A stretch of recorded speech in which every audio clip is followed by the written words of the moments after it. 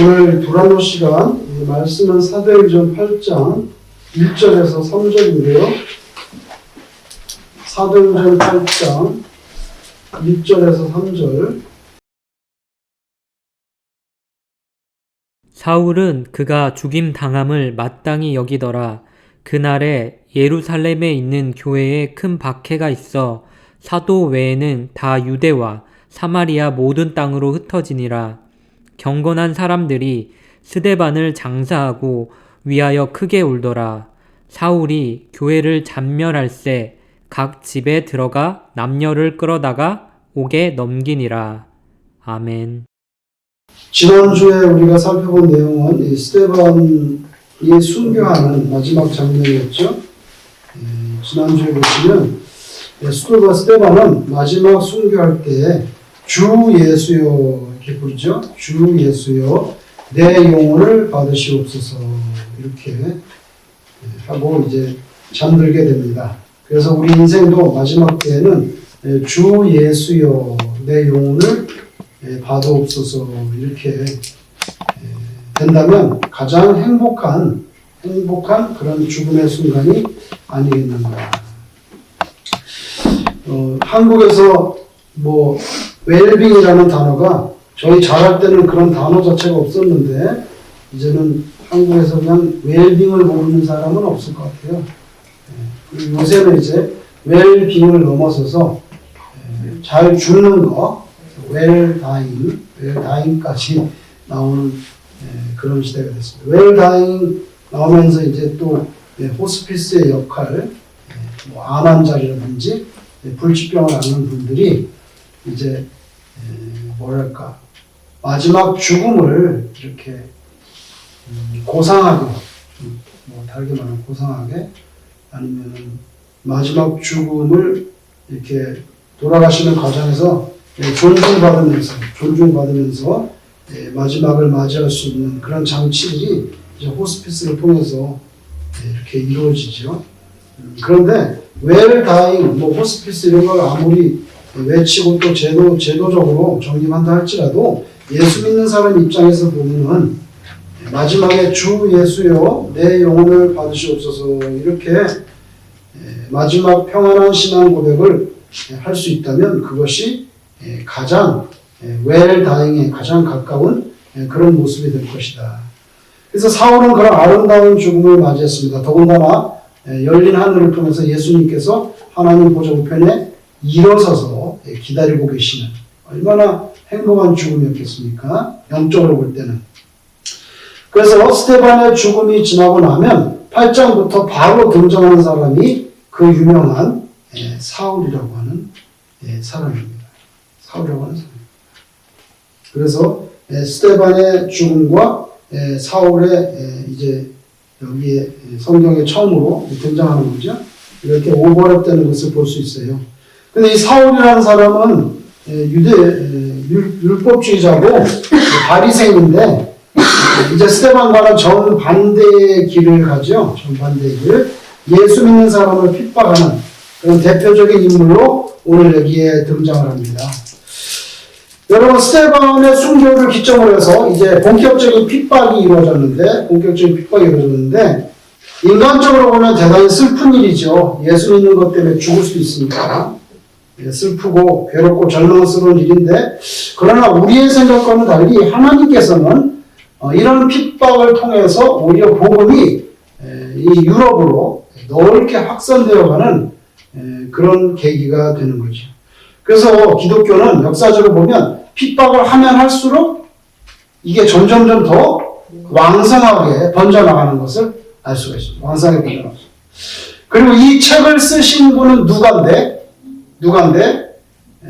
처음에 말씀하셨죠. 예수님께서 너에게 성령이 임하시면 그다음 뭡니까? 권능을 받고 그 다음에 유대와 사마리아 땅끝까지가 내 증인이 된다. 이 포맷인데요. 이게 사도행전 끝까지 이 포맷이 계속 반복되고 실제로 유지되는 걸 알 수 있어요. 오늘 본문에도 보시면은 그날에 예루살렘에 있는 교회에 큰 박해가 있어 사도 외에는 다 어디로 흩어집니까? 유대와 사마리아와 모든 땅으로 흩어진다. 이 포맷이 또 나오잖아요. 또 나오잖아요. 그래서 유대와 사마리아 모든 땅으로 흩어지니라.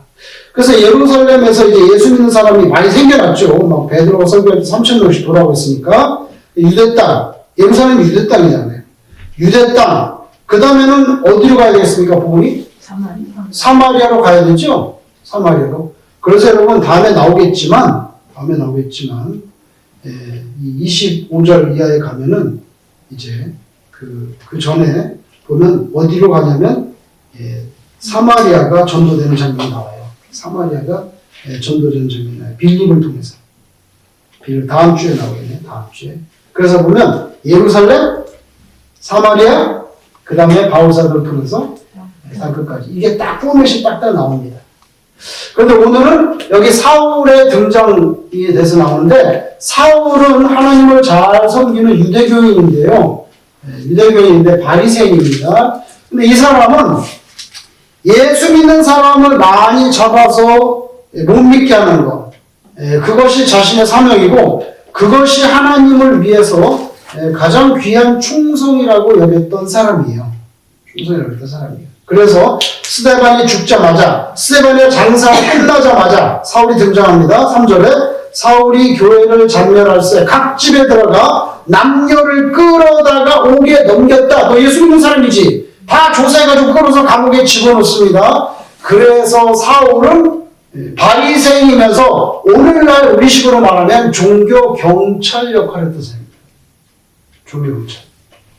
그 오래전에 중국에 갔더니 종교성에서 이제 그 높은 사람들이 나와서 우리 미국에서 교단에 높은 사람들이 왔다고 하니까 종교성에서 딱 나왔어요. 나와가지고 뭐 참 많은 걸 느꼈어요. 저는 그때 중국에 처음 가봤는데 중국 사람들은 공식적인 회의를 할 때 이렇게 우리는 테이블에 앉아서 이렇게 하잖아요. 마주 보면서. 제가 그때 느낀 게 뭐냐면 중국 사람들은 각기 다른 정체성을 가진 두 집단이면 이렇게 회의하고 인터뷰를 할 때 굉장히 거리 멀리고 저쪽에 앉아있어요. 얼굴도 저쪽에 우리 이렇게 앉아있고 굉장히 멀어요. 우리 교회에서 강의할 때 보면 테이블 하나 놓고 이렇게 거의 마주보고 앉아있거든요. 한국 사람들은. 근데 중국 사람들은 굉장히 멀리 있어요. 멀리 앉아요. 이상하게 그 문화인가 봐요. 그리고 꼭 중간에 뭐죠 이게 식물 있죠? 화분이나 이런 걸 꼭 놓습니다. 거의 놓더라고요. 그게 뭐 모양새 예쁘게 하려고 하는 건지 모르겠지만 거의 항상 그런 거 보면 그게 컬처가 아닌가 싶어요. 근데 한국 분들은 그냥 이 테이블에 앉아가지고 그냥 웃는 게 다 보이잖아요. 인상 쓰는 거 다 보입니다. 그래서 저는 그때 갔다 오면서 그 방식도 좋겠다. 그죠? 조금 이렇게 떨어져가지고 사람이 기분 나쁠 때 좀 이렇게 숙이고 인상 쓰더라도 안 보고 그래야지. 너무 가까이서 보니까 좋은 점도 있는 것 같아요. 좋은 점도 있는 것 같아요. 근데 중국에 갔더니 거기에도 우리 팀을 도와주는 사람이 사실 다 그 종교성에서 나오는 말하자면 종교 경찰들이에요. 경찰들이. 거기서는 이슬람 믿는 사람들 나왔더라고요. 이슬람 믿는 사람들 나왔어요. 그래서 제가 한번 물어봤어요. 그렇게 당신들 공산당인데 자기께서 넌 뭐냐? 나 이슬람이래 자기는. 이슬람인데 종교를 저리는 거예요. 당신들은 공산당인데 진짜 종교가 돼? 물어봤는데 질문하지 마라. 그런 거 질문하지 마라. 제가 잘못한 거지. 종교 경찰한테 그런 거 물어보면 어떡해. 잠깐 착각하고 내가 순진하게 그런 걸 물었어. 그때 저 가버려. 대답 안 하고. 오늘 이 모습을 보면요, 사울은요 종교 경찰 같은 역할에서 집집마다 다니면서 잡아서 들어갔잖아요. 잡아 들어갔어요. 오래전에 제가 정확한 거 잊어버렸는데 비즈니스상으로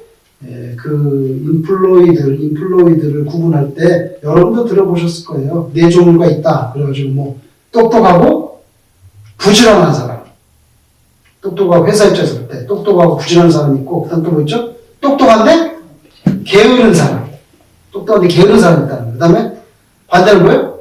멍청한데 부지런한 사람이 있고 그 다음에 또 멍청한데 또 거기다 또 게을러. 이 네 종류가 있다는 거예요. 회사에서. 그래서 간단히 말해서 똑부, 그 다음에 똑깨. 뭐 있죠? 명부, 멍부, 그 다음에 멍게. 멍게가 있다는 거예요. 멍게. 근데 거기서 회사에 대해서 제일 데미지가 큰 사람, 큰 부주는 누구냐는 거죠. 회사에서. 네? 뭐, 회사 입장에서 제일 데미지를 크게 일으킨 사람은 멍청하고 게으른 사람이 아니고 멍청한데 부지런한 사람, 이게 사고를 칠 때는 크게 친다는 거예요. 사고를 크게 친다는 거예요. 왜? 부지런한데 열심히 하는 거죠. 열심히 하는데 회사의 방침에 맞지 않게 오너 CEO의 그 중심을 헤아리지 못하고 엉뚱한 방향으로 열심히 하면 하여튼 사고를 칠 때, 큰 거를 볼 때 제일 크게 칠 수 있는 것은 멍게가 아니라 뭐요? 멍부라는 것입니다. 멍부. 그게 한참 유행할 때가 있었어요. 제 생각에는 하나님 입장에서 볼 때, 하나님 입장에서 때 바울은 어디 쪽에 속합니까? 멍부에 속합니다. 멍부. 굉장히 열심히 있어요. 집집마다 돌아다니면서 잡아들고, 그것도 모자라서 어디까지 갔습니까? 다메섹까지. 다마스커스에도 예수 믿는 사람이 있다 그래가지고 내가 가겠다고. 그 정도로 열심히 그래서 다마스크에 가서 예수 믿는 사람 잡아서 예루살렘으로 끌어오려고. 그런 사람이 바로 사울이었어요. 그러니까 우리가 말씀드린 네 가지 중에서 사울은 딱 굳이 따진다면은 멍부에 해당되는 사람. 멍부에 해당되는데 사실 하나님이 보실 때 가장 열심을 품을수록 더 하나님께는 안 좋아져. 손해가 나는 사람입니다. 충성하면 할수록 하나님하고 거리가 멀어지는 사람입니다. 그건 왜 그래요? 가까이 가는데. 왜 멀어지냐면 하나님의 뜻을 모르고 자기 혼자 열심히 하기 때문에. 근데 하나님하고 그게 반대가 될 때가 있거든. 그 반대가 되면 열심히 하면 할수록 하나님은 괴로운 거예요. 그죠? 오래전에 여러분들 화면에서 무슨 퍼니스트 그런 거 있잖아요. 그 제일 웃긴 장면만 모아놓는 거 있잖아요. 웃긴 장면만 모아놓는 그런 프로가 있었는데 거기서 한번 뭐가 나왔냐면 우리식으로 말하면 릴레이 경주가 나왔어. 바톤을 받는 거예요. 바톤을 딱 가면 또 뛰고 계속 릴레이 경주를 하는데 거기에서 유치원 다니는 애들인가 했는데 아주 웃긴 장면이 나왔어요. 막 가가지고 바톤을 딱 줬어. 그러니까 얘가 딱 잡고서는 갑자기 뒤를 돌아서 막 뛰는 거예요. 반대로 거꾸로 뛰는 거예요. 그래서 그게 웃기다고 그래서 나온 거거든요. 그러니까 이게는 어린아이니까 착각을 한 거야. 계속 이쪽으로 가야 되는데 계속 이쪽으로 뛰는 거예요. 사람들이 막 저쪽으로 가라고 소리 지르는데 얘는 뭐 열심히 뛰어요. 반대로. 그죠? 그게 바로 오늘 본문의 사울의 모습이 아니겠어요? 여러분 공항이나 쇼핑몰에 가면 에스컬레이터가 있잖아요. 에스컬레이터 방향을 제대로 타야지. 뛰는데 내려오는 에스컬레이터 타고 죽어라고 뛰어봐야 올라갈 수 있어요, 없어요? 못 올라가는 거죠. 자기는 열심히 뛰고 있어요. 자기는 최선을 다해서 뛰고 있는데 못 올라가. 왜? 방향이 반대됐잖아요. 그런 사람이 사울이에요. 그래서 하나님께서 다마스크로 막 뛰어오는데 거꾸로 뛰고 있잖아. 그래갖고 예수님께서 보다 못해서 하늘에 탁 나타나셔가지고 뒤로 돌아 거꾸로야. 말하자면 그렇게 가르쳐줘서 사울은 회심하게 되는 거 아닙니까? 나 예수님의 은혜가 아니면 그 사람은 완전히 지옥 갈 사람이 사실은 예수님 사람만 잡아주니까. 그죠? 오늘 본문을 보면서 우리는 과연 우리의 신앙생활 가운데 사울과 같은 모습이 정말 없냐는 거예요. 정말 없냐는 거예요. 나는 잘한다고. 조목사는 자기가 잘한다고 막 이것도 저 열심히 자기 딴에 열심히 하는데 하나님 보실 때는 영 아닐 수가 있는 거죠. 그러니까 항상 생각해봐야 돼. 점검을 해봐야 돼. 그리고 기도할 때 하나님, 제가 이거 잘 모르고 엉뚱한 방향으로 가고 있으면 빨리 깨닫게 해달라고 그런 기도도 우리가 드려야 되는 거죠. 사울은 열심은 있는데 방향이 틀려먹었어요. 에스컬레이터 내려오고 있는데 거꾸로 타고 올라가는 거예요. 마치 바통 받아서 경주를 거꾸로 뛰는 거랑 마찬가지. 그리고 이거는 멍부예요. 멍청합니다. CEO의 그 마스터 플랜을 모르고 CEO의 방향과 CEO의 의중을 헤아리지 않고 자기 혼자 멋대로 뛰는 거예요. 문제가 되죠. 여러분 성경에 보면 유명한 다윗왕이 있는데 다윗왕의 가장 큰 힘을 가장 다윗왕을 보필하면서 큰 힘으로 보필했던 사람이 바로 국방부 장관이라고 하는 그렇게 생각할 수 있는 요압 장관입니다. 요압 장관. 여러분 다윗을 생각할 때 요압을 생각하지 않을 수가 없어요. 항상 군대 장관으로서 전쟁하면 나가서 싸우고 요압이 있어야 됩니다. 그리고 요압은 정말 여러모로 다윗에게 유용한 인물이었죠. 그런데 다윗의 인생사에서 한 세 번 정도 요압이 다윗의 중심과는 참 반대의 짓을 벌입니다. 그런데 다윗이 그게 너무 가슴이 쓰라려가지고 성경에 보면 다윗이 죽을 때 솔로몬에게 유언합니다. 그 흰머리를 편안하게 죽게 하지 마시게. 얼마나 제가 그걸 보면서 얼마나 가슴에 피멍이 들었으면 그렇게 유언했겠어요. 솔로몬이 그 유언을 듣고 이제 행동에 나서잖아요. 여러분 요압이요 그 다윗의 친척입니다. 남이 아니에요. 친척인데 다윗이 왕인데 자기는 국방부 장관인데 다윗의 의중을 헤아리지 않고 평화롭게 하려고 그러는데 가서 칼로 찔러 죽이고 그렇죠? 그리고 결정적인 건 뭐예요? 누굴 죽였어요? 압살롬을 죽였잖아요. 그렇게 압살롬 죽이는 일에 요압이 굳이 자기 손에 피를 묻힐 필요는 없었어요. 그럴 필요가 없는데 너무 이렇게 자기 주관대로 자기 액션을 하고 그래가지고 제가 볼 때는 다윗 왕에 대해서 일을 많이 했지만 좋게 평가받지 못한 사람이 바로 누구냐면 요압입니다. 따지자면 농부 같은 사람이에요. 다윗 왕의 중심을 잃지 못하고 주군의 뜻을 헤아리지 못하고 자기 멋대로 하는 거죠. 그죠? 여러분 달란트에 비해서도 뭐가 문제가 됩니까? 주인의 뜻을 헤아리고 떠받들지 않는다는 게 문제예요. 주인은 장사를 하라는데 자기는 땅에다가 그럼 어떻게 해? 주인은 장사를 하는 게 주인의 뜻이라고요. 근데 그거를 생각하지 않고서 땅에 묻어버려. 그게 바로 나오죠. 악하고 게으른 거. 바로 튀어나오잖아요. 거기서 악하다는 건 뭐예요? 그 사람이 도덕적으로 나쁘다는 게 아니죠. 악하다는 게 뭡니까? 주인의 말을 듣지 않는다는 거예요. 그게 문제가 되는 거죠. 그죠? 여러분 신자들에게요 충성이라는 건 대단히 중요합니다. 충성이라는 거. 직분 맡은 자가 강구해야 될 것은 뭡니까? 충성이라고 했습니다. 여러분 한번 찾아보세요. 고린도전서 한 번만 찾아보세요. 4장 2절입니다. 고린도전서 4장 2절. 266페이지입니다. 고린도전서 4장 2절. 거기를 찾고 덮지 마세요. 고린도전서 4장 2절을 보세요. 266페이지.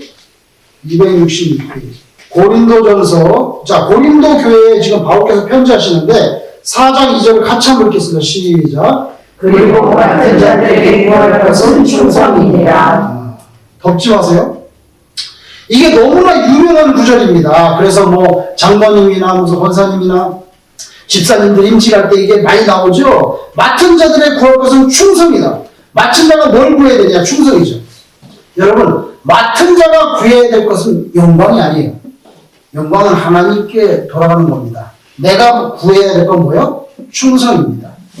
그런데 여기서 중요한 게 1절을 강조한다는 거예요. 1절을 보세요. 1절에 뭐라고 말합니까? 사람이 마땅히 우리를 그리스도의 일꾼이요 하나님의 비밀을 맡은 자로 여길지어다 이렇게 되어 있습니다. 그래서 바울 사도의 일행을 하나님의 비밀을 맡은 자로 인정을 좀 해줘야 된다. 그리고 맡은 자가 구해야 될 것은 충성이다. 이렇게 말씀을 했는데 여러분 우리는 충성은 대단히 강조합니다. 충성은 대단히 강조하는데 하나님의 비밀을 깨닫는 것. 그렇죠? 우리가 이걸 어떻게 달리 말할 수 있을까요? 하나님의 비밀을 맡은 자 뭡니까? 말하자면 신령한 지혜가 있는 사람 말합니다. 신령한 지혜 있는 사람으로 인정을 해줘야 된다. 하나님의 비밀이 뭡니까? 하나님은 성삼일체 하나님인데 성부 하나님이 성자 예수님을 베들레헴 마을권에 보내시고 우리 때문에 죄를 해결하시려고 십자가에서 못 박히시고 부활하셨다. 그리고 재림하신다. 이런 모든 것을 알고 있고 가르칠 수 있는 사람. 그죠? 그거 바로 뭐예요? 하나님의 비밀을 맡은 자. 하나님의 비밀을 맡은 자. 그래서 영적인 분별력이 있는 하나님의 비밀을 맡은 신령한 지혜를 맡은 자를 여겨야 되는데 그런 사람들이 강구해야 될 것은 충성이라는 거예요. 그런데 우리는 맡은 자에 구할 것은 충성이다. 이 구절은 잘 알지만 그 사람이 충성을 구하기 전에 먼저 뭐가 있어야 되냐면 하나님의 비밀을 간직한 사람이어야 된다는 거예요. 영적인 분별력이 있는 사람, 말하자면 신령한 지혜가 있는 사람이 충성하려고 해야지.